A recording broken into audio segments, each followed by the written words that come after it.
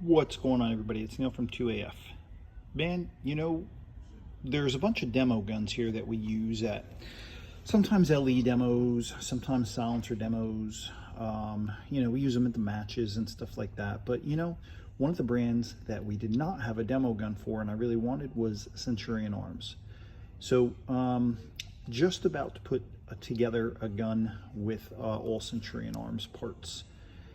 We've got just their standard upper. I've already put a Ford Controls dust cover on there. Didn't come with one. Could have used a standard one, but I had one of these. This is a 12.5 inch. That's their chrome lined barrel. Of course, their chrome lined barrels come with extra thick chrome lining. They're hammer forged. They have these pretty cool tabbed gas blocks. I don't know if you can see that little tab right there, but fits right inside the cutout on the barrel. That's to ensure proper placement and it doesn't rotate. I had this 10-inch CMR rail for quite a while, so I'm using this and got one of their strip blowers as well. I have some other Ford Controls parts and plain parts that I'll put in there. And so we'll put this together to be a Centurion Arms demo gun for us. Maybe I'll try and shoot it at the match coming up if I can get it zeroed in time. Another one of the cool things about these Centurion guns is they've got this cutout in the upper. Now the new rails have a pin that'll go into the rail and into the upper that just ensures anti-rotation. Unfortunately, the rail that I have is an older one, so it doesn't have that. But if you get any of the newer ones, it'll have a pin in here that goes into the upper for anti-rotation, an anti-rotation pin. So in addition to having the tabbed low-profile gas block, like I said, that tab just kind of fits right in here. See if you can focus on that. Yeah, that tab is going to fit right in that cutout. In addition to that, it's also a pinned gas block. So I always like having the pinned gas blocks a little bit better than set screws. Trust me, you can do set screws fine, and set screws, man, get the focus on there. You can do set screws fine and they'll work well, but you can also do set screws poorly. And if you do set screws poorly, they will not work so well. The traditional way to do this is with a pin. And it used to be I only wanted to use pinned gas blocks when possible. But like I said, the industry's gotten a lot better with doing the set screws. Some of the industry, at least the people who care about doing them. Set screws is decent if it's done well, but generally the pinned gas block, where they'll use either sometimes a straight pin, sometimes a roll pin. The Centurion one, this comes with a roll pin that's going to go right through here. And that is really probably the strongest way to do it. So the upper's coming together. I just put on an old Aimpoint T1 that I had, and that's a Daniel Defense mount. Got the barrel nut torqued on there. Rail is on, gas block's in place. You can see the roll pin in there. Just used an old Surefire muzzle device I had on here, so I got a Surefire RC1 that I can do on there. But I went to put the bolt group in. So the Centurion bolt group, I noticed another cool thing that we always like is you can see that those gas key screws, so they use these notched gas key screws. And again, it's just another small attention to detail thing. When you get these gas keys on here, these screws have to be torqued. And then once they're torqued on there, you got to stake them. And that's what these marks here and on the other side. You stake them in here, and normally these screws are just regular screws. Let me see, I'll get another one here. So this is a BCM bolt, another excellent bolt. But you'll see they just have the regular round screws. And you see the staking in here is phenomenal. The staking is supposed to go into the bolt so that these can't back out, right? So again, they just use these notched gas key screws that give the material that you're staking from the gas key into the screw. It just gives it a texture and more to hold on to. So another pretty cool attention to detail thing that you see from the Centurion guns. We got the lower together. You know, Centurion lowers are just a good standard forged lower. I think they have billet lowers as well, but I just use the standard forged for most of my guns. You know, it's not ambi or anything like that. I do like to use an ambi safety on most of my guns. And, you know, for this one, I tried the new Magpul ESK, only because it's one that we've carried and I have never really used it. So, you know, I mean, I can't use everything that we carry, but I try to have a good informed, educated opinion about a lot of the products that we carry. So I didn't have one of those on any of my guns, so I'm using that ESK safety from Magpul. I found on another gun an old Knight's Armament trigger guard. It happened to be Cerakoted in tan, so I'm going to be putting a little bit of tan on the gun. I did use the Reptilia CQG grip again. I kind of like the small one for small guns. You know, I probably wouldn't put the small one on, you know, anything other than a short barrel rifle, or this is probably going to be a pistol.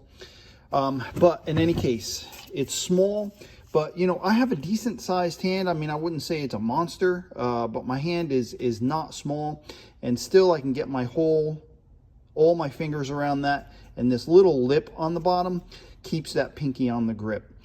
So I like short grips for short guns. And for me, I don't really like, it doesn't matter a lot to me, but I don't like the thick grips that have this beaver tail that come up. I kind of like thinner grips, get more of my finger on the trigger. But man, that's really splitting hairs for me. Unless it's something really weird, I don't really care what grip it is. Aside from that, we've got pretty much standard parts all around the lower, just standard GI trigger, standard parts. Most of these parts are spare parts that I have had for a long time, or maybe not for a long time, but for a while. Standard buffer tube, that's a 4-position Colt one that I guess I found that we had. And what do I got in here? That's just an H buffer. I might change that to an H2 or something like that. But we'll see. We'll see. So that's it on the lower. Got it all together. We'll get this gun put together, and man, we'll get out and shoot it. Got the gun out, got it zeroed. Sorry I didn't get any video of that. I just got this picture, so I'll talk over that. You know, zeroed it with the red dot, zeroed it with the magnifier. That's two separate things. I'll probably do a whole separate video about that. But anyway, got it zeroed. I zeroed at 100 yards. You know, I did a post recently saying that, you know, there's a lot of different distances that you can choose to zero, and whether you choose the distance that I choose or you choose something differently isn't really too important. What is important is that whatever you choose, know your holds for that choice. That's really the most important thing. I zeroed 100. I like to use these B8 targets. I learned that at the Kyle DeFore class. It's just a good size. You can still see it at 100 yards, even with the red dot sight. And make sure we get everything inside the 10 and the X-ring. So like I said, got it zeroed, was happy with that, and still don't have the forward assist on the gun at this point, but we'll get it on there real soon after this and get it out to the match and shoot it. One thing I noticed just when picking it up and getting it out to zero is, man, this gun is pretty slim. It's pretty light, probably slimmer and lighter than I am used to with most of my other guns. So the whole gun got put together. I did bring it out yesterday and got it zeroed. Everything went well, shot well. The H buffer is still in there, and it kind of was shooting at, like, I don't know, 2:30 to 3 o'clock. I've got a Surefire muzzle device on here. I'll probably use my Surefire. I think I have a SOCOM 1 that'll fit on there. I'll probably shoot that with it sometimes. So I may put an H2 buffer in there or something like that. We'll see. Shot well, zeroed easy, which was great. We'll go over all the parts again. Centurion upper, Centurion lower, Centurion bolt group, Centurion. The rail is a little bit older. I had the rail, but everything else, the Centurion parts are new, like that Centurion 12.5-inch barrel, hammer forged, chrome line, uses a machine gun barrel steel, extra thick chrome lining, has the tabbed gas block that's also pinned, all stuff I really like. Colt receiver extension, something that I had. I'm probably going to keep this like a pistol for right now. While I definitely prefer to shoot with a stock, I do see some advantages of having a pistol lower. Just makes it a lot easier to travel around and things like that. BCM QDN plate. That's the G2 gear sling that Gabe had made for me in the digital camo a while back. He also makes these straps for the SB braces, and you know, when braces kind of were not as popular anymore, he stopped making them, but we just started talking about doing them again, actually, when I put this on my gun. So you may see some more options to get G2 gear slings with matching straps that go on the braces if you want. That may come in the near future. Radian Raptor LT charging handle. I think the LT is a pretty good charging handle. Even though these are polymer or some kind of synthetic handles that go over a metal skeleton, it makes them a little more affordable. I've never seen or even heard about one of these breaking. I suppose it's possible, but I think they're a good option. I also like the shape of the LT. I'm sorry, of the Radian Raptors in general. They're not too long on this side, and they're not pointy. I shoot primarily without a lot of gear on, and so when they get long over here and when they get pointy over here, I kind of get poked in the sternum, and I dislike that. Used an old Aimpoint T1 in a Daniel Defense mount. I've had this for a long time. This is a Tango Down cover that goes on it. These covers are pretty cool because they give you these caps, but I tell you, I've had this for a long time, and when I put this gun away yesterday after shooting it, I took the caps and I closed them over the lenses, which is something I normally don't do. Really, I've seen caps, people use optic caps, they'll come up to the line, they'll shoot, and they have their optic caps still on, so in general, I don't really use optic caps. So this has probably been in storage with the optics caps, or the glass caps. Generally, you can fold them over and then they snap into one another to keep them in place. When I closed them yesterday, the straps broke off. So the caps just kind of broke off of that. I'll keep that on there, I guess, just to protect the body of the Aimpoint. But I did think that was interesting. Now, like I said, to be fair, this is probably when these first came out, when Tango Down first did this. And ever since then, they've probably been sitting there with the caps folded on one another. So, I mean, that's probably 10 years or something like that. And so when I took them and put them over to cover the lenses, the little plastic straps that were here just happened to break. So anyway, I took them off. There were a few parts that I needed for this gun. Mostly I used old parts that I had. But I didn't have an ambi safety, so that's why I got that new Magpul ESK. I didn't have a dust cover, so I'm using the Forward Controls model. I don't even know if it's single or double. It doesn't really matter to me. That's a double one. And I didn't have a forward assist. You may see a picture or two of the gun because I didn't have a forward assist anywhere. So I did wind up getting the Forward Controls forward assist. I love the Forward Controls parts. However, it's just me. I'm not one to take off a perfectly good forward assist that isn't broken or something otherwise wrong with it to replace it with another part that I like better. If it's working well, usually I just keep it. Same thing with dust covers. I mean, I do like this aluminum dust. I don't really like the steel dust covers a whole lot. I don't change them out on guns really very frequently, but man, that is a part that I'm out and I shoot. I mean, bare minimum once a month, usually more than that.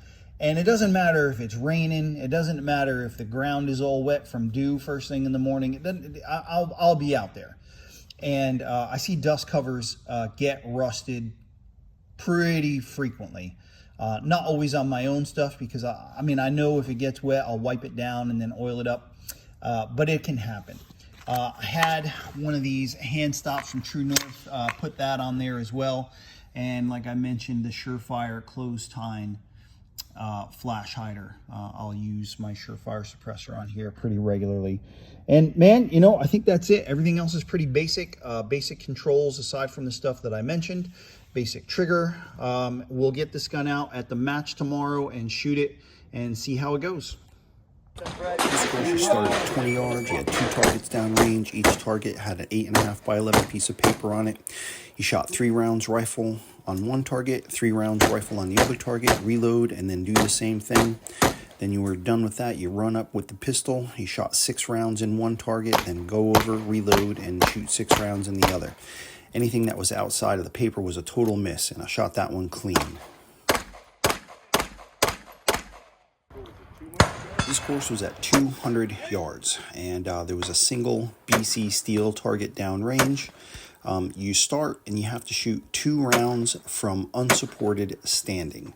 So 2 rounds unsupported standing at 200 yards at that BC steel. Once you got your hits, you went over to the ladder, and you had to make 2 hits from the top 3 runs of the ladder. So we get 2 hits here from the top, go to the middle, get 2 more hits. Once you got your 2 hits from the middle, you go to the next step down on the ladder and you get 2 more hits, and then you were done with this one. 90-second part times on all of these courses. This course you had a single BC steel, probably, I don't know, probably about 40, 45 yards away, and you shot 4 rounds standing, 4 rounds kneeling, 4 rounds sitting, and 4 rounds prone. You got to get all those hits. When you're done with that, your handgun was unloaded. You had to get up, load the handgun, and knock down a single plate.